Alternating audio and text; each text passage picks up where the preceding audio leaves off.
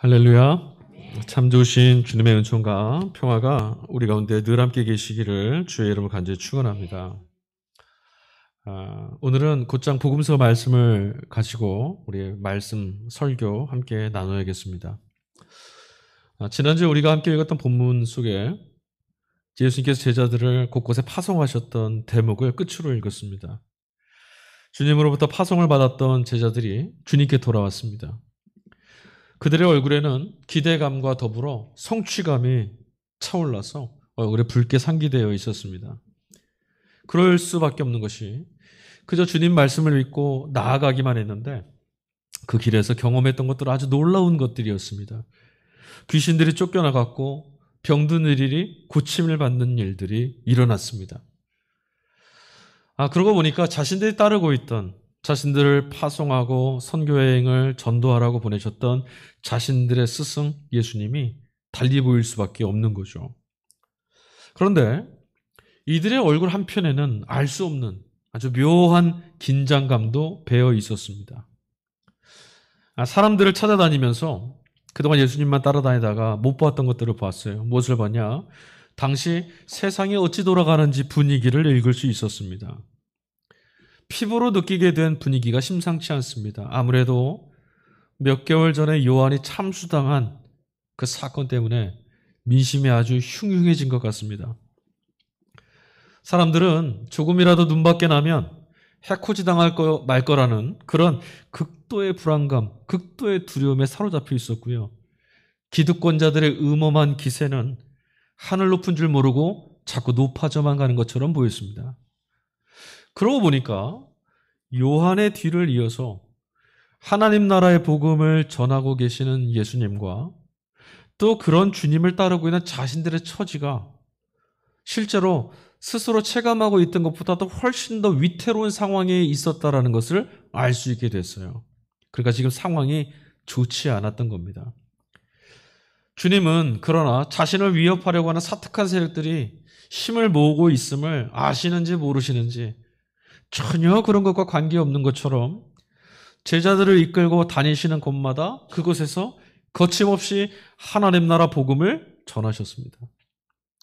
하지만 역시 여러분, 이름이 드러나게 된다는 거, 알려지게 된다는 것은 그만큼 나를 위협하는 적들에게 공격을 당할 만한, 구실을 잡힐 만한, 책 잡힐 만한 그런 위험도 커져간다는 것을 의미합니다. 이미 지역사회에 회당을 중심으로 종교적인 어떤 입지를 확보하고 있던 바리새파 사람들이 정치적인 안정을 통해서 자신들의 입지와 자신들의 세력을 공고히 하려고 했던 헤롯 땅 사람들하고 결탁했다는 소문도 듣게 됐습니다. 그러니까 지금 예수님과 자신들을 위협하고자 하는 세력들이 자꾸자꾸 힘을 모으고 있고 주님을 위협하고 자신들을 위협하고 있습니다. 세례 요한의 죽음 앞에 내몰렸던 것처럼. 한참 동안 제자들이 전도여행 갔다 왔던 것들을 예수님 앞에서 이렇게 드러내고 보고하고 있던 것들을 말없이 듣고 계시던 예수님께서 첫 번째로 그들에게 보였던 반응은 무엇이었냐면 오늘 복음서를 읽어보니까 자, 이제 우리가 한적한 곳으로 가자 이런 말씀을 하셨어요. 선교보고를 잘 듣고 열심히 그들의 활동하고 돌아왔던 이야기를 듣고 나서 야, 수고했으니까 이제 느긋하게 휴가라도 좀 다녀오자 이런 말씀을 하신 걸까? 그런 거 아니라는 거죠. 일단 한적한 곳으로 가자고 하셨던 그 한적한 곳은 사람들이 없는 곳, 그러니까 세간의 시선이나 눈초리로부터 자유로워질 수 있는 곳을 말합니다. 어디죠? 바로 거친 땅 광야입니다. 사람들이 버려서 아무도 눈 돌아보지 않고 찾지도 않는 곳, 바로 그런 곳입니다. 그러니까 한적한 곳으로 가자고 하시던 예수님 말씀은 지금은 드러낼 때가 아니라 잠시 뒤로 물러가서 돌아가는 정황을 좀 살펴봐야 할 때인 것 같다라는 말씀인 겁니다. 자, 사람들의 눈을 피해야 됩니다. 그러니까 지금 제자들과 함께 가시려고 하는 그 목적지를 다른 사람 아무도 몰라야 되는 거죠. 그런데 오늘 마가복음 복음서를 읽다 보면 예수님의 일행이 향했던 그 목적지를 그 한적한 곳이 어디인지를 이미 알고 있는 사람들이 있었다는 것을 우리 보게 됩니다. 어떻게 알게 됐는지 모르겠습니다. 주님의 일행이 출발하기도 전에 배를 타고 주님 일행이 출발하기 떠나시기 전에 이미 육로로 달리고 달려서 예수님이 일행을 따라잡고 이미 그곳에서 주님을 기다리던 사람들이 있었다고 해요. 어떻게 알고 그곳에 갔는지. 사람들의 관심을 피해서 이 험상궂은 이런 상황에서 벗어나 있으려고 했던 주님의 의도가 틀어진 거죠. 낭패입니다. 자신들을 주목하고 자신들을 좀 책잡으려고 죽음으로 몰아세우려고 하는 이들이 눈 시퍼렇게 뜨고 있는 상황인데 사람들이 또 몰려 들어온 거예요. 누가 이 비밀을, 이곳에 올 거라는 비밀을 누가 누설했는지는 모릅니다. 그 여부는 일단 나중 문제고요. 주님을 해하려고 하는 이들이 주목하고 있으니 일단은 어서 여기서 벗어나는 것이 시급합니다. 사람들의 시선에서 빨리 벗어나야 돼요. 그런데 주님은 정작 그곳을 떠나실 수가 없었습니다. 왜냐? 이미 당신이 오실 것을 알고 이곳까지 달려왔던 그 사람들 때문입니다. 하나님의 아들이신 당신께서 보냄을 받으신 곳이 바로 이들 곁이었거든요. 그러니까 자신의 안위 때문에 이들을 버리고 떠나실 수가 없는 거예요. 하나님이 그들의 곁에 가라고 보내셨기 때문에. 자, 그렇다면 과연 그들은 누구였을까요? 주님을 미리 앞질러서 쫓아와 주님을 예비하고 기다렸던 그 사람들 말입니다. 오늘 본문에서 이 본문의 복음서를 기록했던 마가는 매우 특별한 의도를 가지고 단어들을 사용합니다. 그 중에 하나가 바로 이 그들이라고 하는 단어예요. 우리말 성경에서는 그들이라고 표기하고 있습니다. 그러나 마가가 택했던 헬라어 단어는 오클로스라고 하는 단어입니다. 당시에 이스라엘 안에서 일반적으로 복수대명사니까 그러니까 어떤 사람들을 지칭했던 대명사로 쓰였던 말은 라오스라고 하는 단어가 있었어요. 그러니까 지금 마가는 라오스라고 하는 단어와는 뭔가 차별되고 이것과는 다른 특별한 오클로스라는 단어를 특별한 의미를 전달하려고 지금 사용한 겁니다. 라오스라는 단어, 그들, 저 사람들, 이 단어 안에 담겨있는 뜻은 뭐냐면 하나님 백성이라는 뜻이에요. 그러면 오클로스라는 뜻은 뭐가 됩니까? 하나님 백성으로 불리우는 사람들의 경계 밖에 있는 사람들. 쉽게 말하면 라오스는 우리 편에 속한 사람들이고 오클로스는 우리와는 달리 버려진 사람들, 우리와 함께할 수 없는 그런 사람들이라는 뜻입니다. 부정한 사람들이에요. 사실 당시의 율법학자들, 종교 지도자들, 대제사장들, 이 기득권자들은 자신들의 말씀 해석을 통해서 곳곳마다 이런 이들을 넘어설 수 없는 차별과 구분의 선을 자꾸 만들어냈어요. 기득권자들의 이해관계에 따라서 그들이 이합집산하고 모일 때마다 힘없는 이스라엘 군중들은 자꾸만 이런 식으로 버려지고 하나님의 백성 라오스의 경계 밖으로 내몰리게 됐었습니다. 마가는 오클로스, 바로 그들이 주님을 뵙기 위해서 다른 박질하고 있었다라고 오늘 본문에 기록하고 있습니다. 달려가고 있었다. 그럼 여러분, 그들은 왜 달려야만 했습니까? 날씨가 무척 더워요. 그냥 달려간다, 뛰어간다 생각만 해도 막 땀이 나는 것 같습니다. 이스라엘은 훨씬 덥거든요. 그 광야의 땅을 이들이 달리고 있어요. 버려진 땅으로 주님께서 직접 오신 지금 이 기회가 아니면 그들로서는 주님을 다시 만날, 다시 주님을 뵐 기회가 오지 않기 때문입니다. 앞서 지금 그들은, 오클로스라는 그들은, 그 불렸던 사람들은 이스라엘 안에서 버려진 자들이라고 말씀드렸어요. 부정하다고 집단으로부터, 사회로부터, 교회로부터 낙인 찍힌 사람들입니다. 그래서 여러분, 성전은 두말할 것도 없고요. 회당이나 마을에도 마음대로 들어갈 수가 없던 사람들이었어요. 사람들이 눈총을 줍니다. 어디처럼 불결한 사람들, 어디처럼 불경건한 사람들이 자꾸 손가락질을 하고 한 걸음 내디디면 두 걸음을 내쫓았습니다.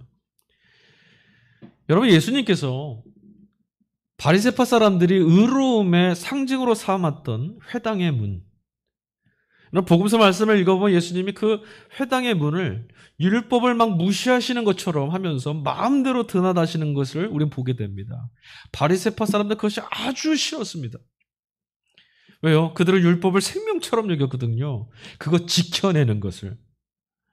그런데 여러분, 거기다 더해서 예수님이 회당 근처에 나타나시기만 하면 그를 뒤따르는 무리가 있었어요. 누구였습니까? 병든 자들이었습니다.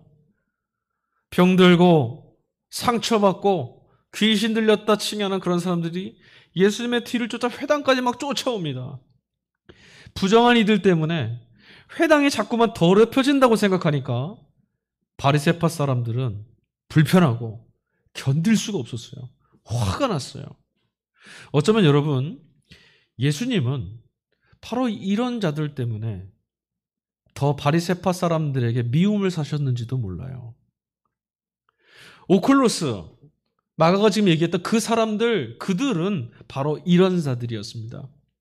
고통 앞에서 한없이 무력하고 도움을 받기 위해서 누군가에게 손이라도 내밀라 치면 그것 때문에 오히려 핀잔을 받고 눈총을 당하고 비난을 받았던 그런 것이 일상이 되어 있는 그런 사람들이었어요. 사람들이 눈만 마주쳐도 옷을 툭툭 털고 부정하다. 오늘 재수 없네. 그랬던 사람들이에요. 자, 이 오클로스들이 주님을 뵙기 위해서 어디로 달렸습니까? 버려진 땅, 아무도 찾지 않는 한적한 곳 광야로 찾아 나섰습니다. 왜요? 그곳에 주님이 계시거든요. 주님을 찾아가고 있는 그들의 모습을 마가는 오늘 매우 시각적이고 아주 역동적인 모습으로 그려내고 있어요. 거친 숨을 헐떡이고 목까지 숨이 차오르고 있음에도 문드러진 손을 들고 쩔뚝거리는 발을 이끌고 그들은 지금 달리고 또 달리고 있습니다. 달리다가 넘어져서 무릎에 생채기가 났을 수도 있어요. 다시 일어나서 그러나 달립니다. 버려진 자신들의 처지처럼 사람들에게 버려진 이 땅에 주님이 찾아오셨습니다. 그러니 벗은 발로 나가서 주님께로 달려나가지 않을 수가 없었던 거예요. 주님을 향해 다른 박질 치고 있던 그들의 등에, 그들의 얼굴에, 그들의 뺨에 흐르는 굵은 땀방울이 우리들의 가슴을 뭉클하게 만들고 있지 않습니까? 그럴듯해 보이고 사실 딱히 부러울 것 없어서 주님을 외면한 채 주님이 없어도, 주님이 보이지 않아도 주님의 은총이 없어도 살만하다고 그렇게 살고 있는 둔감하고 무덤덤해진 우리들을 주님을 향해서 다른 박질 쳤던 그 오클로스들, 그들의 간절함이 자꾸 부끄럽게 만듭니다. 여러분, 가만히 되돌아보면 우리들에게도 그들, 이 오클로스라고 마가가 말했던 그들은 대부분의 경우에는 불편하고 성가신 사람들이었습니다. 우리도 그렇게 여겼어요. 더럽고 부정하다는 생각, 여러분 그 마음은 저 사람들은 나만 못하다라고 하는 못난 마음에서부터 시작하는 겁니다. 그런데 여러분 따지고 보면 사실 우리들도 모두 오클로스였습니다. 세상 안에서 우리 어떻게 삽니까? 세상이 우리를 오클로스라고 손가락질합니다. 더 나아가서 거룩하신 하나님 앞에서도 사실 우리는 밖에 있는 사람들, 전능하시고 거룩하고 순결하신 하나님 앞에 도무지 나아갈 수 없는 밖으로 내몰려 있는 그런 자들입니다. 그런데 우리와는 달리 주님의 눈에는 당신을 찾아서 다른 박질을 해온 이들이 안타깝기만 합니다. 보다 정확하게 표현하면 안쓰러워 죽을 것만 같은 거죠.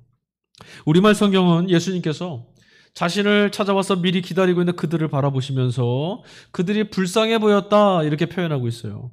불쌍해 보였다.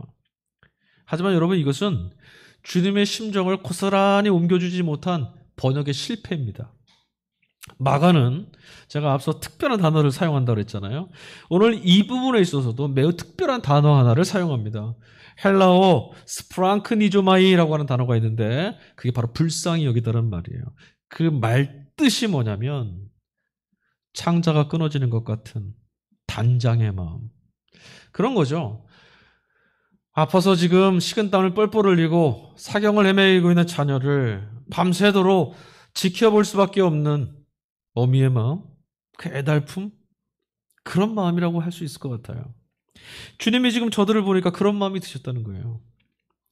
공감하는 마음이죠. 그런데 여러분 이런 마음을 공감의 마음을 가진 사람만이 불쌍히 여길 수 있는데 이 마음은 너와 내가 다르다라고 여기는 마음을 갖고 있는 한은 절대로 경험할 수 없는 마음입니다. 그들의 상황을, 그들의 처지를, 그들의 마음을 향해서 허리를 숙이고 몸을 기울이고 다가설 수 있는 사람만 공감할 수 있어요. 나와 너를 다르지 않다라고 말할 수 있는 사람. 예수님은 자신을 찾아왔던 그들을 나와 너희들은 다르지 않다. 너희와 나는 다르지 않다. 이렇게 동일시해 주셨어요. 그동안 여러분 우리는 나보다 잘나고 나보다 뛰어난 사람들 그 안으로 들어가려고 애를 쓰고 몸부림쳤습니다. 왜요? 나도 그런 사람 되고 싶었거든요. 나도 그들과 같은 사람 되고 싶었습니다. 우리가 동일시하고 싶어 했던 사람들은 다 그런 사람들이었습니다. 그 결과 나보다 못한 이들, 나보다 연약한 이들, 여러분 우리는 그런 이들을 우리 밖으로 내몰고 무시했고 무관심했습니다.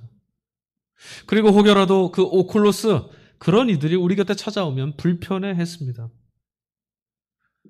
예수님 당시에 종교 지도자들, 대제사장들, 바리새파 사람들 그런 모습이죠. 하나님의 아들이신 주님께서 사람들이 외면하고 세상에 외면했던 이 오클로스를 자신과 스스로와 동일시하셨다는 것을 우리는 가벼이 보아서는 안 됩니다. 제 힘으로 살만하다라고 말하는 사람들이 아니라 하나님은 하나님의 도움이 필요해서 하나님의 위로가 필요해서 하나님만이 자신들의 곁에 함께해 주실 수 있어서 그 곁을 찾는 이들에게 찾아와 주시는 분이시기에 예수님도 오늘 그들을 자신과 동일시하셨던 거예요. 여러분, 버려진 그들로 인해서 예수님의 마음이 찢기는 것처럼 아팠다고 했습니다. 그러면서 마가가 이런 표현을 씁니다. 주님이 보시면서 마치 저들이 목자 없는 양처럼 보였다. 그래서 치근하다. 이렇게 표현을 하고 있어요. 왜 목자 없는 양일까요? 왜 목자 없는 양 같다고 말씀하셨을까요? 사실은 여러분, 얼마 전까지만 해도 이들에게도 목자처럼 따르던 이가 있었습니다. 자신들을 저 경계 밖으로 내몰았던, 자신들을 하나님 백성 아니라고, 너희는 라오스가 아니라고, 너희는 오클로스라고 저 멀리 내버렸던, 핀잔을 주고 눈총을 주고 손가락질을 하고 저 밖으로 내몰아세웠던 종교 지도자들, 기득권자들, 그런 사람들을 향해서 독사의 자식들이라고 꾸짖고 목소리 쳤던 사람이 있었습니다. 억울했던 자신들의 마음을 시원하게 해줬던 사람, 바로 세례자 요한이었죠. 그의 외침을 들을 때, 야, 저 사람이라면, 저 사람이 말하고 소개하는 하나님 나라라면, 그런 세상이 온다면 우리도 하나님의 백성으로 사람 대접받으며 살 수 있겠구나. 이런 소망, 이런 희망을 가질 수 있었어요. 그런데 어떻게 됐습니까? 그 세례자 요한이 허망하게도 참수당했습니다. 이제는 그들이 기댈 사람이, 이제 그들이 기대고 의지할 만한 희망이 사라진 거죠. 어디를 둘러봐도 소망이 보이지 않습니다. 어디를 둘러봐도 자신들은 그저 정죄받고, 자신들은 저주받고, 그래서 비난받고 차별받아 마땅하다라고 말하는 손가락질하는 세상밖에 보이지 않습니다. 그런 사람들의 기세에 내몰려서 하나님 앞에도 나아갈 수가 없게 됐으니 진짜 자신들의 신세와 자신들의 이 운명은 하나님도 버린 것 같은 그런 사람으로 살 수밖에 없게 된 거예요. 그렇게 좌절하고 있었을 때 그들의 귀에 들려온 이름이 하나 있었습니다. 바로 예수 그리스도입니다. 소문에 의하면 그분은 사람을 차별하지 않는 분이라고 합니다. 돈이 아무리 많아도, 돈이 아무리 없는 가난한 사람이라 하더라도 차별하시지 않는다고 합니다. 죄인이라고 내몰림 당한 이들, 그들과도 순순히 함께 해주시고 심지어 식사도 같이 하시고 그들과 어깨를 같이 하시기도 한다고 합니다.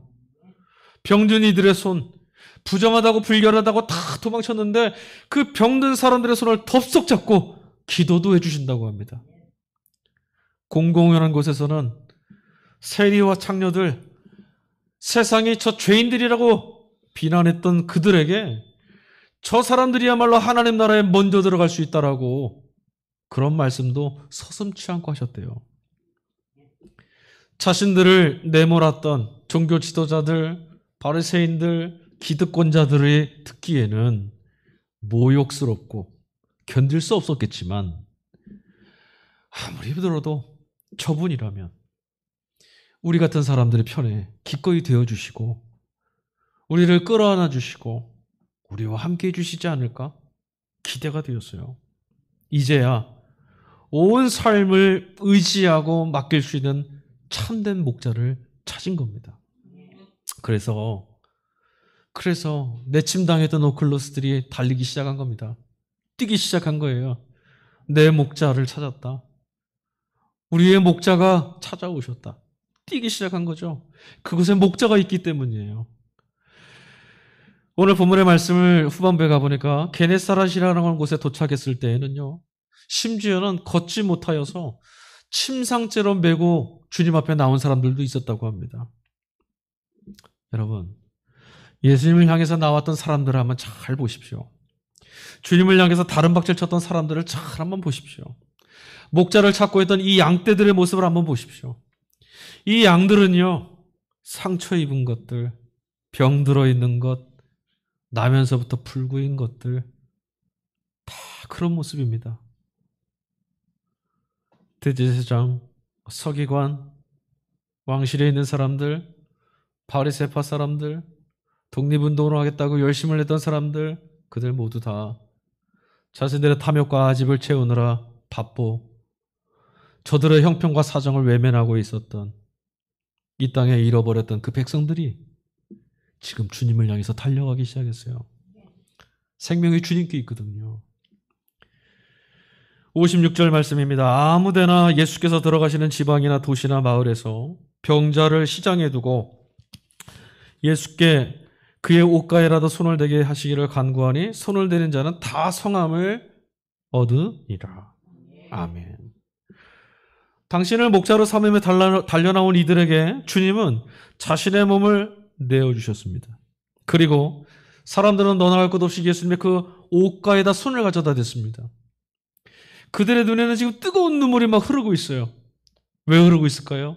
왜 눈물을 흘릴까요? 병이 나와서요? 아닙니다. 그렇지 않아요.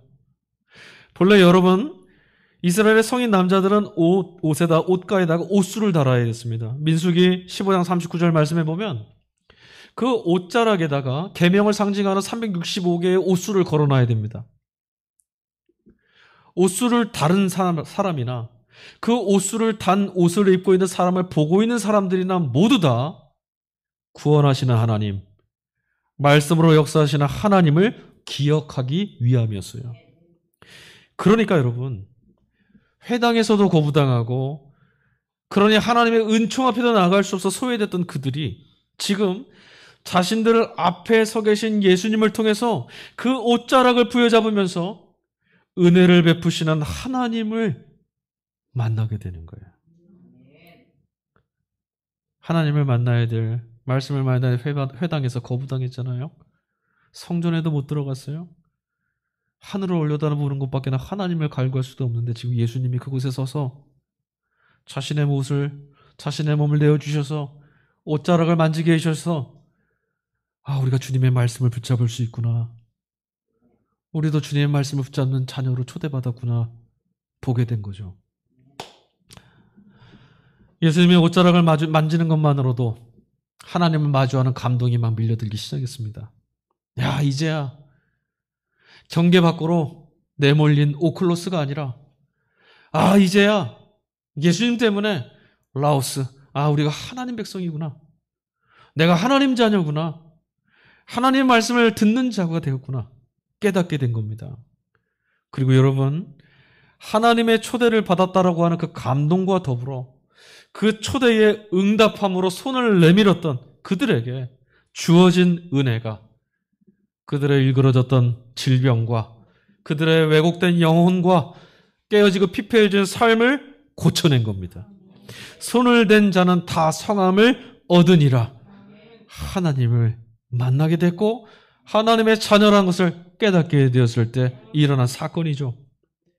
여러분 2000년 이전이나 떨어진 2000년의 거리만큼 떨어진 오늘 바로 지금 그럼 우리는 어떻게 해야 예수님의 옷자락을 만질 수 있겠습니까? 어떻게 해야 예수님의 옷자락을 만질 수 있죠? 예수님의 옷자락을 만지고 깨어진 삶 우리들의 이 지친 영혼을 어떻게 위로받고 회복할 수 있겠습니까? 여러분 주님의 옷자락의 실체가 뭘까요?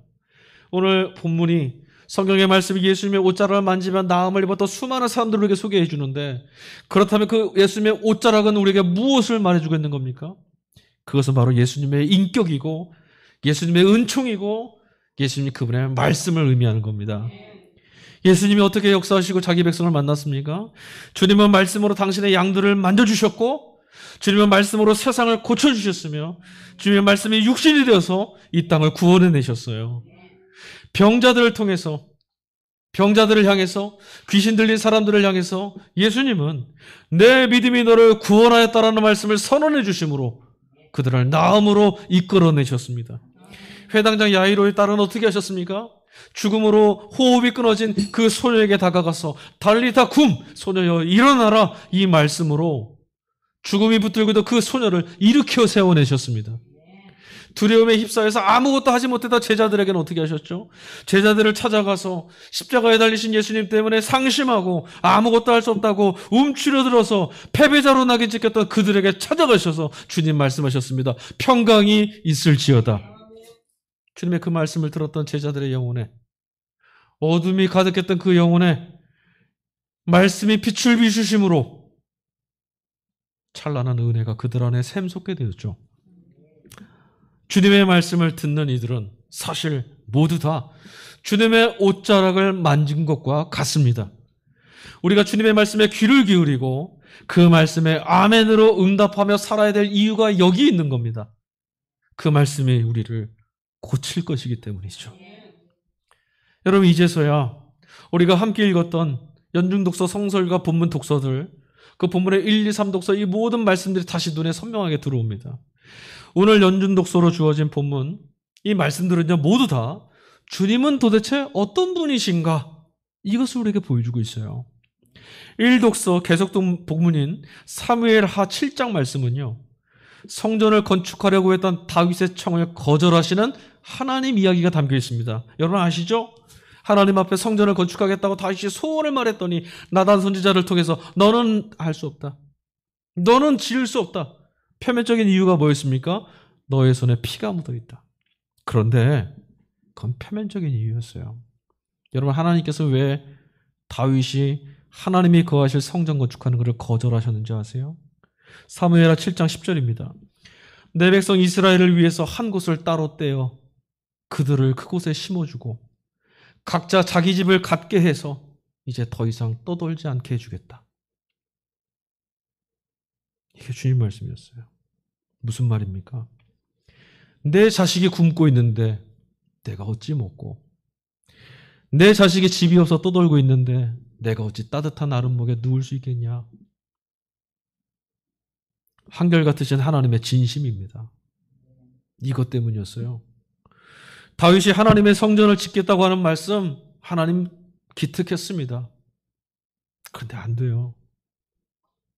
너는 성전을 짓고 너는 왕실을 줬고 네가 의리한 성전을 줘준다고 하는데 내 백성들은 지금 집이 없어 유리되고 있어. 난 그리할 수 없다. 선택 본문을 같이 읽었던 말씀은 예레미야서 말씀입니다. 예레미야서 23장은 이런 하나님의 마음을 보다 더 구체적으로 보여줍니다. 뭐라고요? 하나님은 곳곳마다 흩어지고 유리하는 자신의 양들을 절대로 잊으시지 않고 포기하시지 않아서 반드시 불러 모으겠다. 말씀하시는 목자셨어요. 여러분 기억하셔야 됩니다. 여러분들은 하나님을 어떤 분으로 알고 계십니까?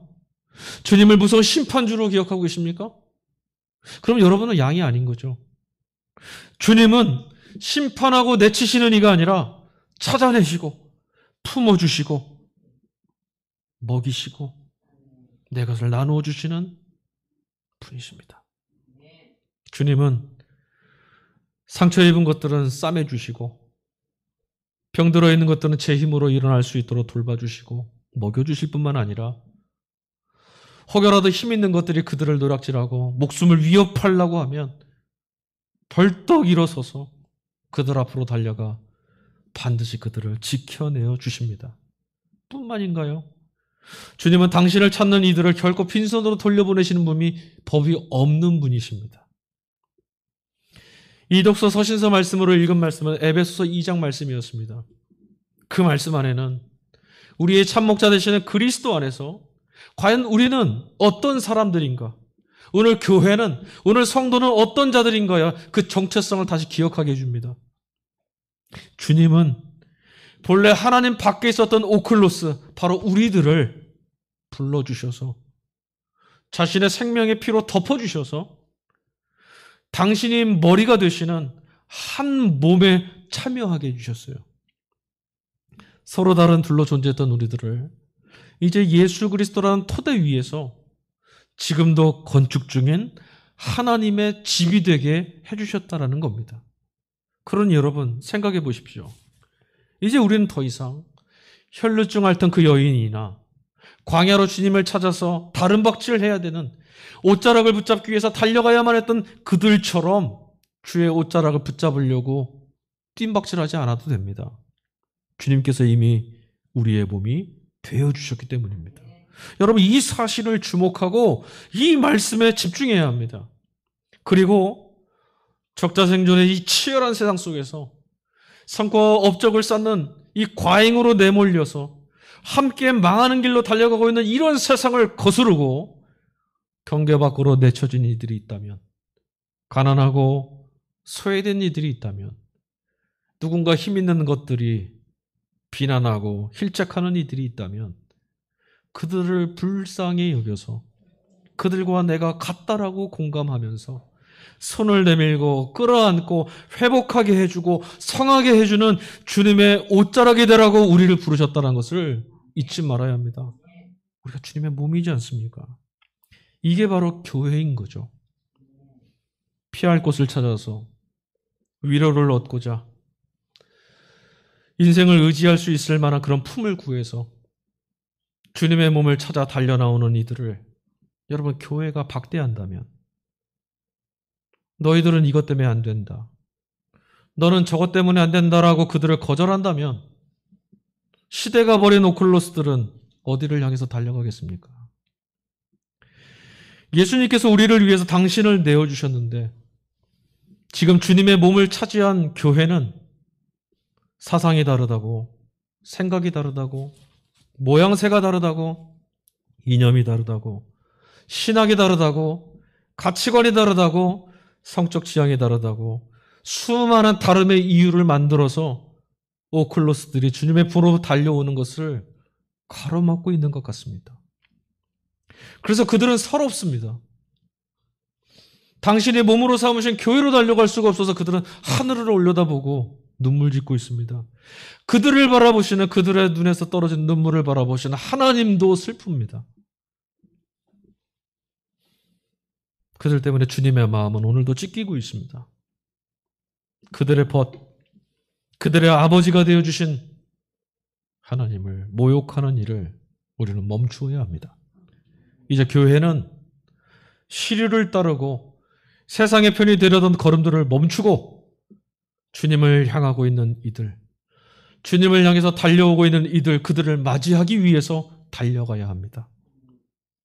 살기 위해서 그들을 외면하고 떠나는 길을 버리고 당신을 찾아 달려온 이들을 끌어안아 주신 예수님처럼 그것이 당신의 몸으로 우리를 부르시고 삼아주신 주님의 은총에 응답하며 사는 성도의 길입니다. 그러므로 이제부터 너희는 외인도 아니요 나그네도 아니요 오직 성도들과 동일한 시민이요 하나님의 권속이라. 너희는 사도들과 선지자들의 터 위에 세우심을 입은 자라. 그리스도 예수께서 친히 모퉁이 돌이 되셨느니라. 그의 안에서 건물마다 서로 연결하여 주 안에서 성전이 되어가고 너희도 성령 안에서 하나님이 거하실 처소가 되기 위하여 그리스도 예수 안에서 함께 지어져 가느니라. 아멘. 우리 이 시간에 함께 찬양합시다.